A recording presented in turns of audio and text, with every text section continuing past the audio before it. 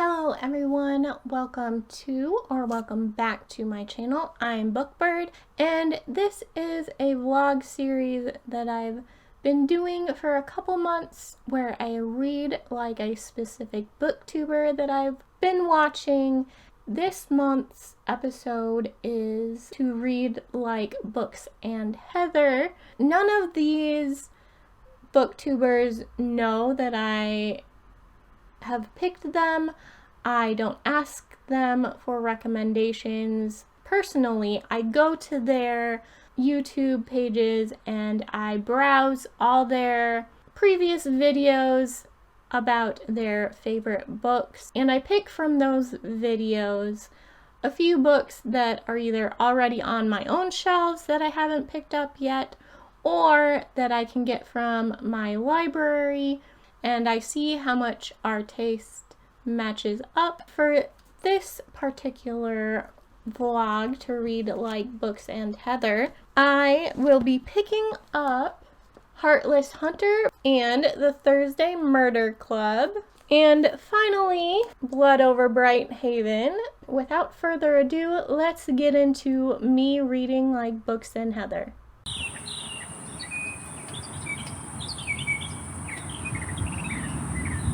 I decided to start this vlog with Heartless Hunter by Kristen Ciccarelli. I have picked this first for two different reasons.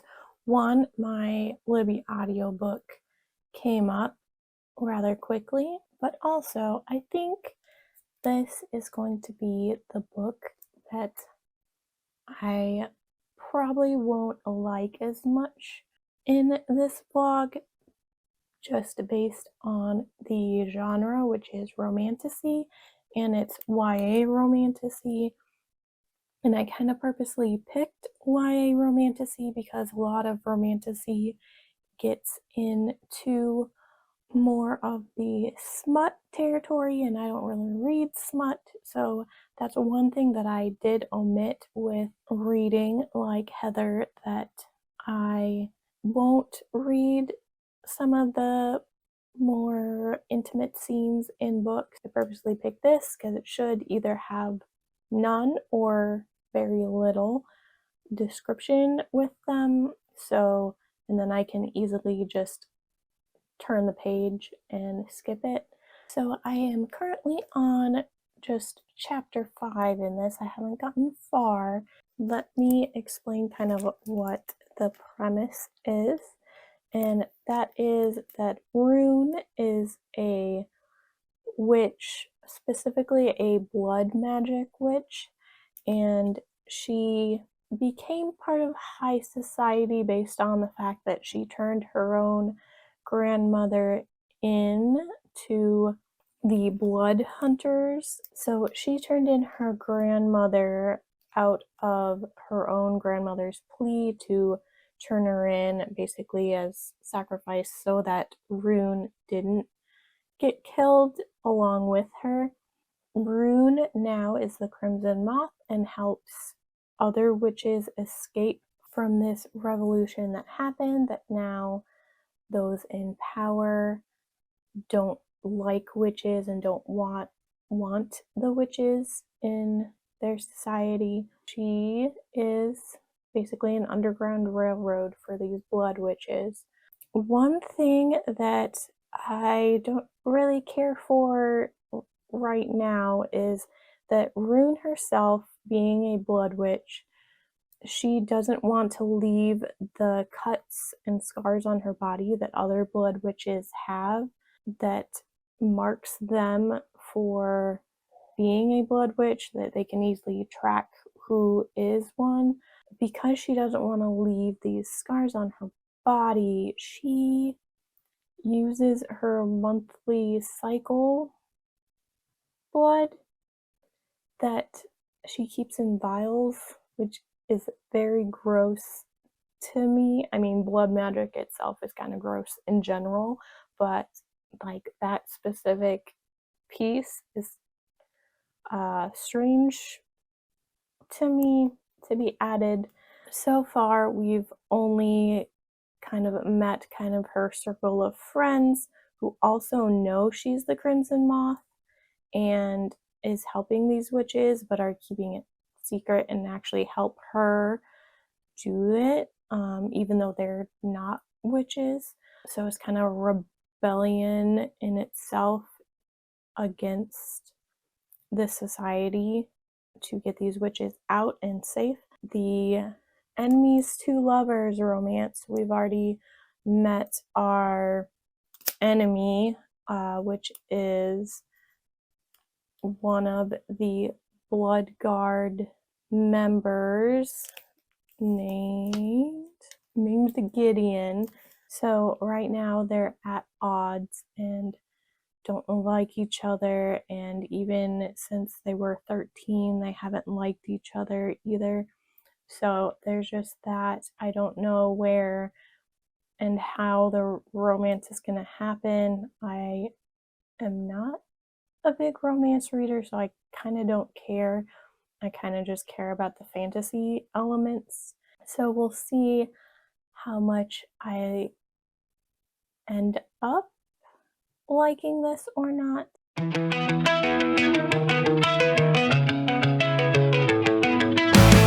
I did it all, I played pretend, I moved the mountains to be your friend. I wanna know if it mattered. I would have gone to... So since Heather has cats, I figured I would do an update with one of my cats. This is Jaina. She's gonna help me with this update on the Heartless Hunter.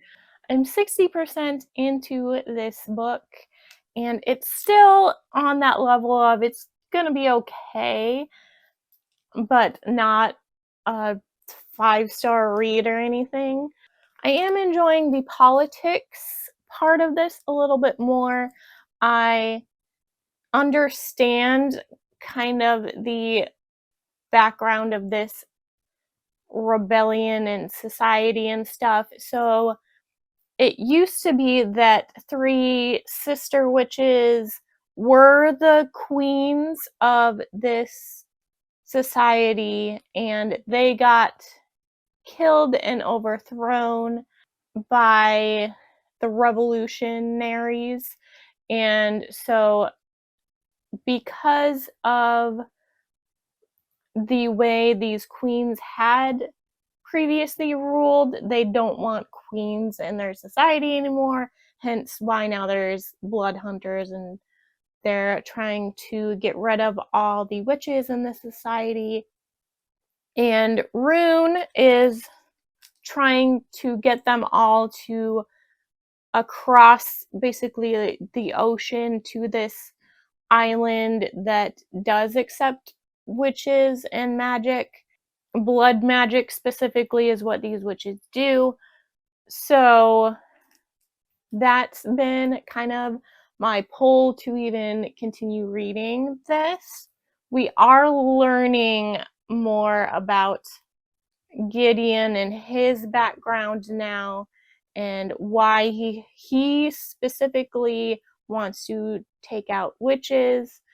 Since we already knew like why Rune was so led to be rescuing the witches and not just leaving to this island on her own by herself to make sure she wasn't hunted, with having to turn in her grandmother, now she feels like she owes it to herself and her grandmother to be saving all these witches. But I actually feel like I agree with Gideon more than Rune, but I think Rune is in this state of not actually understanding why the witches are being hunted. And so she's kind of in this state of ignorance that she doesn't understand. And maybe now, since we've gotten to 60%, where Gideon has basically told her why he hunts witches, that maybe she'll wake up to the fact of why they're hunted. Not that it's gonna change anything, but like, I feel like she's been such an ignorant, blissfully unaware character to not know that not all witches are good, because she's under the impression that every single one is. That's one thing that I'm taking away, that it's like, but really, like, I understand getting these witches out. Like, the society itself obviously doesn't want witches there, but I feel like I don't understand why, like, the blood hunters aren't just sending these, like, giving the witches a choice of, do you want to stay here and basically be in jail and executed, or like have negotiations with this island that accepts them? Like, I feel like the politics behind it aren't really hashed out a whole lot, because I feel like unless the island and this society, which I don't know that it's named, are like at some sort of war, which it doesn't sound like it, because Gideon's brother Alex is planning on basically moving to this island. And yeah, I don't understand why they wouldn't have this like negotiation treaty between them, that it's like, we'll send you all our witches in exchange for, I don't know, because we don't want them. Like, that kind of doesn't make sense to me politics wise. Wouldn't you try to negotiate something that, I don't know. We know that Rune has this friend circle, that Alex is the brother of Gideon, but he's not an actual, he doesn't do magic. Well, obviously, I don't, it sounds like there can only be female witches. So Alex knows that Rune is a witch, but has kept it secret. So he obviously is one of those that it's like, I know not all witches are bad. Rune is a good one. And then there's her best friend Verity, that it had sisters that were witches, but is not actually a witch. But she also donates her cycle blood to Rune, which again is like something I just don't need to know about this magic system. I understand that Rune doesn't want to leave marks on her body, but I don't need to know. I just don't need to know. It's TMI information of where she gets the blood from. That's still a TMI situation. And then also, the whole romance plot is based on deception, and I don't know that I am enjoying that at all. I didn't think it was going to be a whole we're both deceiving each other plot, and I don't really like that. I can see exactly where it's going to go, and it doesn't really fit for me. But that's what I think about The Heartless Hunter so far. For you, I would have bent the earth in two just to get to our ever after. Something about this has changed. I wanna feel you close again. Don't let go. No, I don't want this to end. Whoa. Remember the start when you're breaking my heart again. Like blood on a pen. Would it matter then? I have finished Heartless Hunter by Kristen Kikarelli, and I didn't ever want to actually DNF this, which is good. I kind of went into it thinking that since it was romantasy, I was gonna be more of a hate reader for this book, but I did not hate it. However, because the romance in this is entirely based on deception, I did not really enjoy that aspect. It was kind of like knowing there was gonna be a train wreck and just waiting for the collision to happen. We did finally get that collision at the end with a bunch of different twists that I appreciated, but I think I still wasn't behind the whole deception of all of the characters involved. As far as character building, I feel like nothing really changed about Rune or Gideon or any of the characters in this. I feel like they started out selfish and they ended up selfish. Nothing really was redeemed about their flaws by the end, even knowing both of their backstories. I said at the beginning that I was Team Gideon because I felt like I understood his motivations more than Rune's naive ones. I have come to the end of this not on anyone's team because both are, like I said, selfish. I did have to skip one smut scene, but it was really easy to skip because it was only like a page, or in the case of audiobook, it was like skipping 7 minutes to the next chapter, and so it was easy to skip, so I was happy for that because I will not read that because I assumed a scene like that was gonna happen eventually.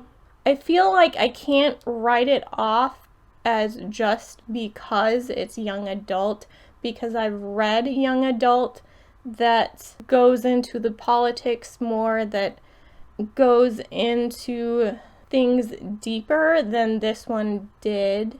So I can't just write it up as, oh, it's young adult, they're writing for that audience, because there is more mature content in this, so it's not like she is writing this for that younger age of the whole category of young adult. She, I think, wanted to, one, focus on the romance, and two, focus on the major twists, and making more of a fast-paced book rather than delving too much into magic systems or politics or some of the things that I enjoy about epic fantasy. I think this is one of those purely for romantasy readers that don't need that much in-depth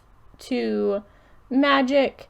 And I also did not enjoy the talk consistently, not just once, that we were told how Rune uses her monthly cycle to do her blood magic. It is definitely geared more towards females, and not just because it's romantasy, but because of how much that's brought up. I don't know.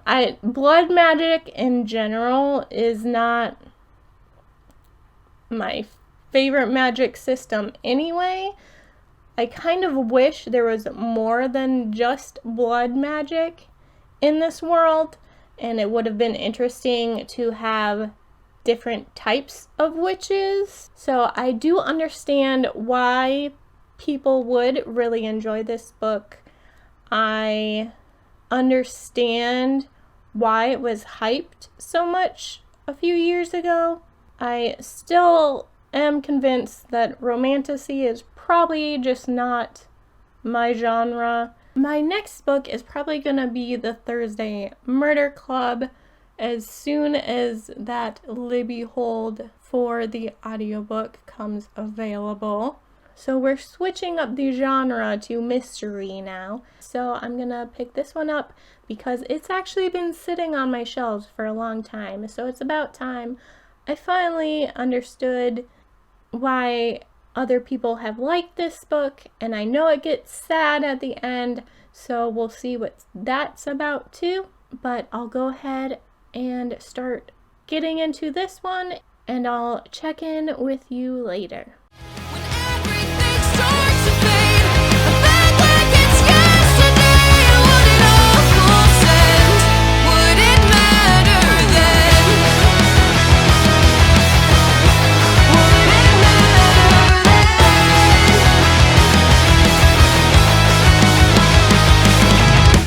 I did it all. I pulled the weight on my shoulders like it was fate. Don't tell. So this is my 50% check-in for the Thursday Murder Club.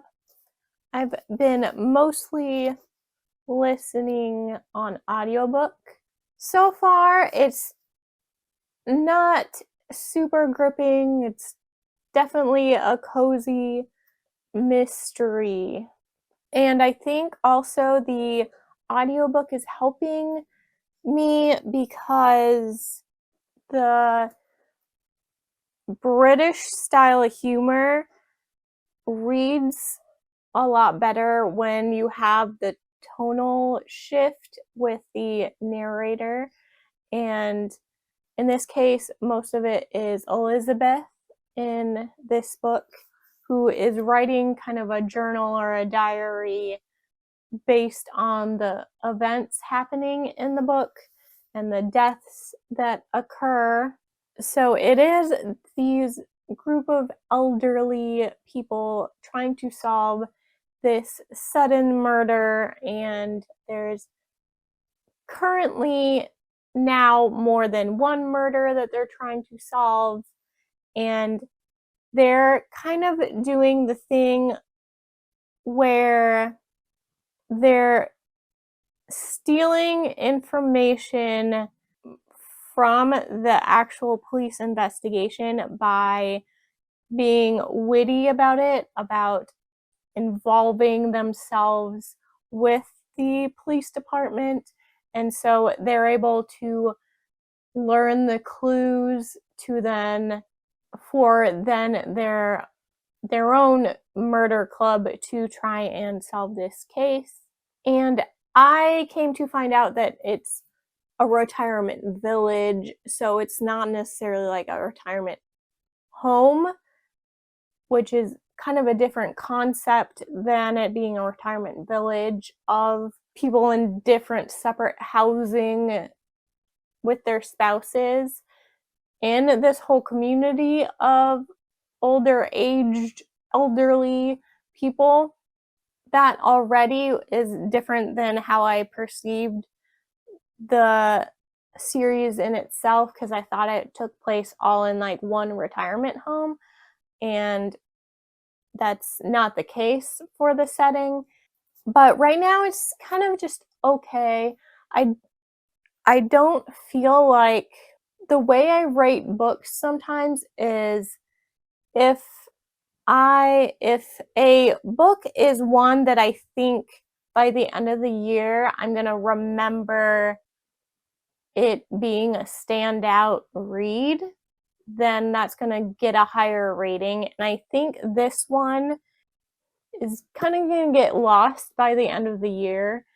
I obviously haven't hit the ending yet, which, well, hello, welcome back. This is Mercy. You met Jaina. And this is the paper from Broken Binding subscription boxes that she loves. You're finally settled? Okay.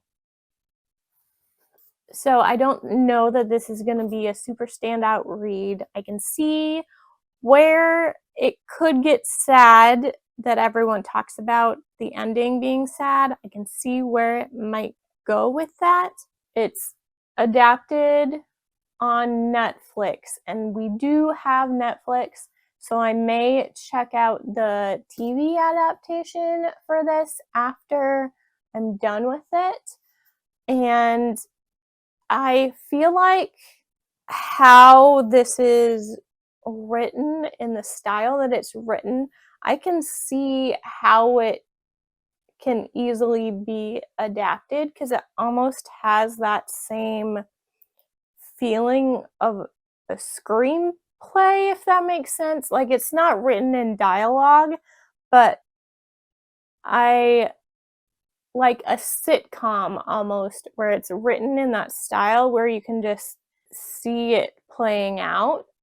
And so I'm interested to check out the adaptation after I have finished this. And I will give you an update on both the adaptation and what I think of the book when I finally finish it.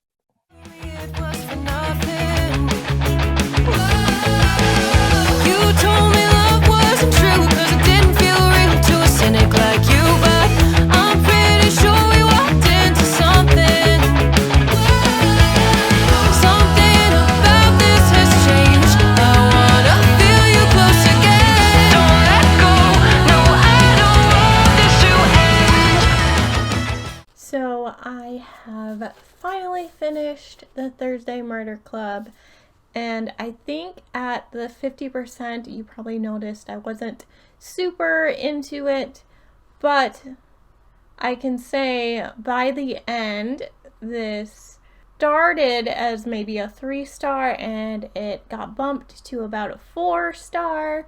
So the sad that I knew was coming ended up being multiple sad things, and I was not expecting the multiple sad nature to this book. I went in expecting something similar to Cozy Mysteries, where there wasn't a whole lot of depth to the story, and I am surprised and happy to find that this book has so much more depth than you think going into it. And I also mentioned the British humor, like the witty banter that happens in this book, I think is also there to kind of have those humorous points in an other, more, I wouldn't say depressing, but more somber tone that this starts having. So I am definitely excited to pick up the next book in this series, which I have on ebook, but that will be eventually. I won't get into that book in this vlog, but I really did enjoy the Thursday Murder Club. I got to see what everyone was raving about with this book, and I finally understand how it becomes sad by the end.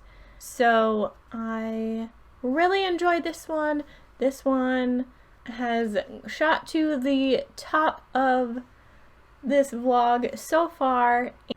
My next read is going to be Blood Over Brighthaven, and I do not have the audiobook yet. It's still on my holds shelf, but I may start reading this physically and then be able to quickly get through it once it's my turn for the audiobook.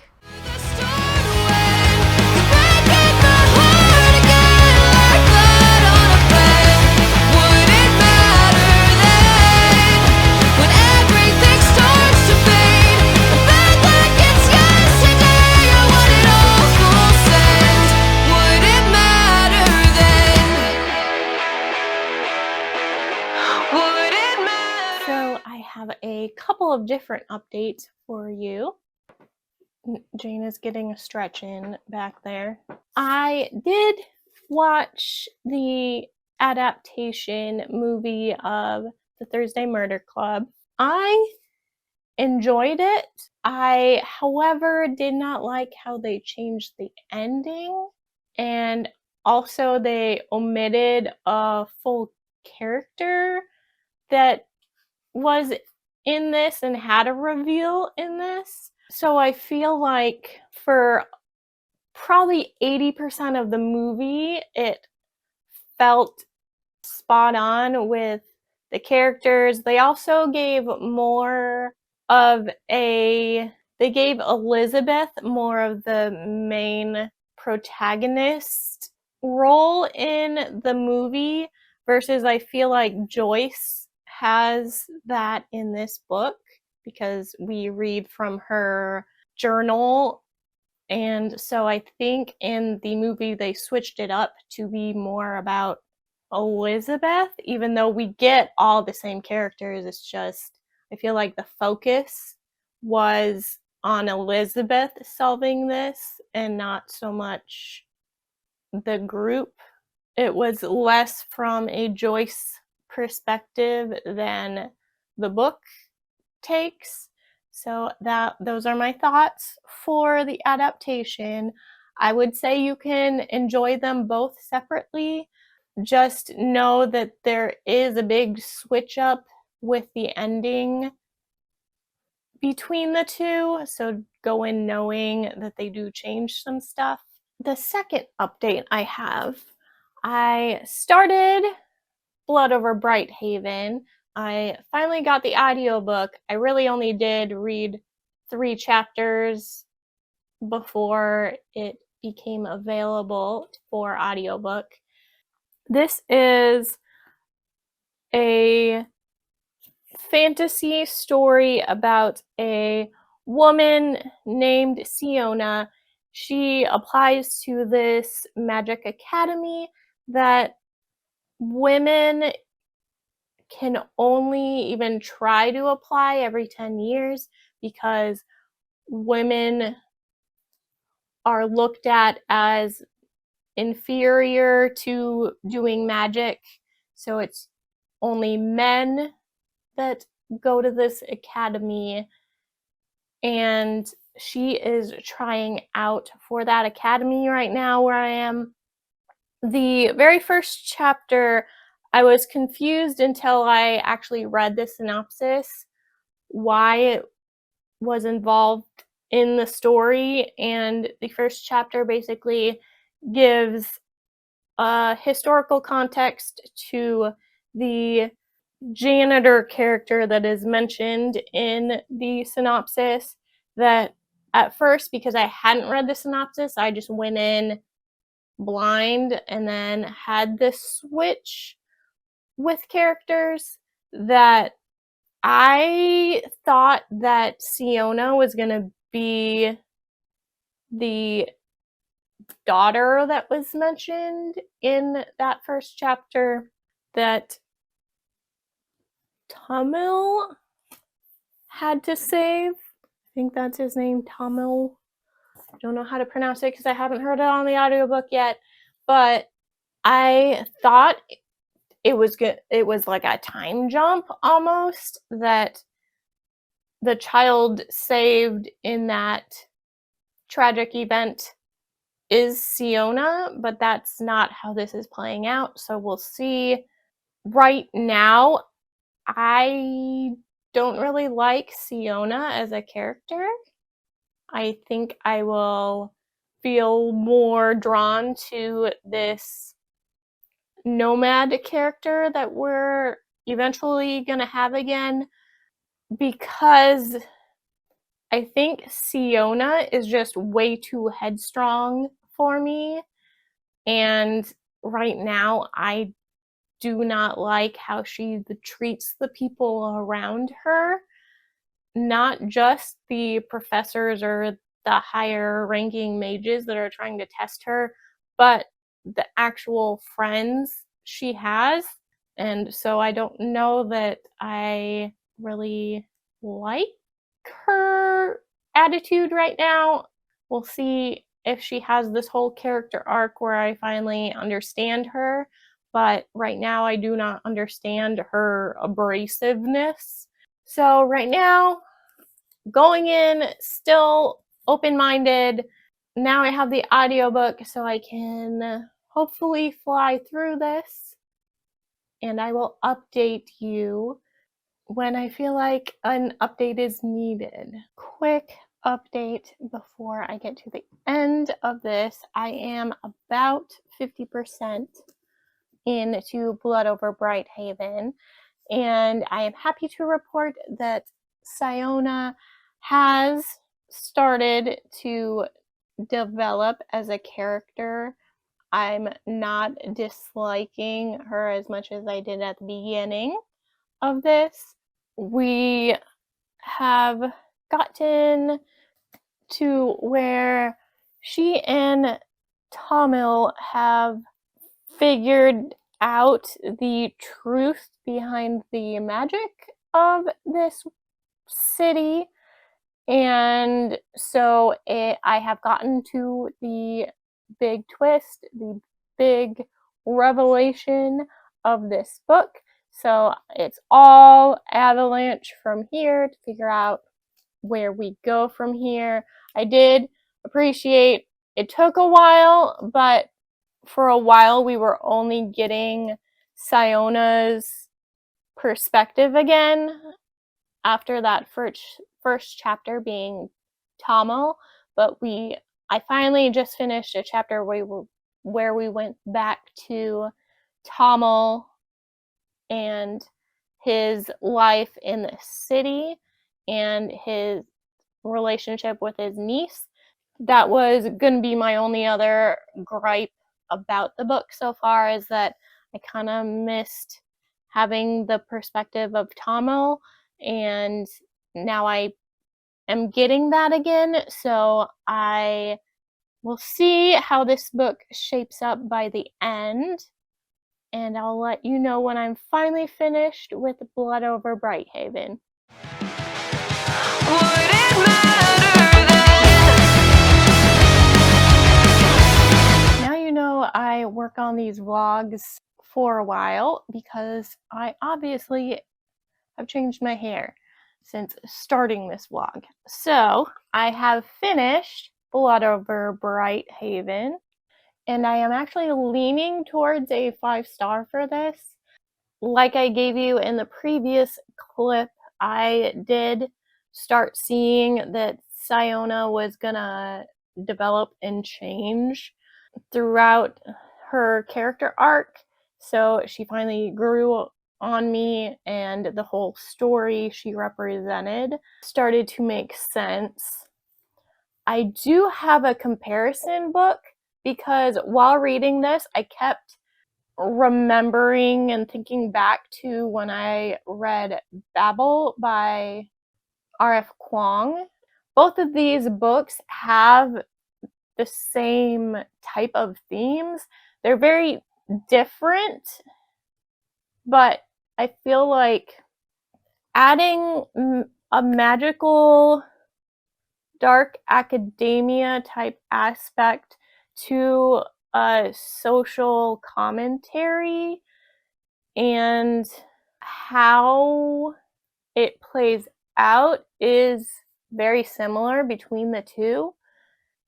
They tackle different topics in general, I think, but it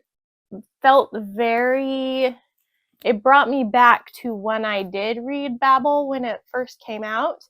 So I would say if you liked this book and haven't read Babel, you should try Babel, or vice versa, because I really did enjoy this one. I'm actually really happy that I got the Barnes & Noble sprayed edge to make it a little extra special. But this read that Books and Heather recommended is a win. So I already returned Heartless Hunter to the library before the end of this vlog, but I am keeping both of these physical copies that I own, and I think Blood Over Brighthaven wins out for this vlog.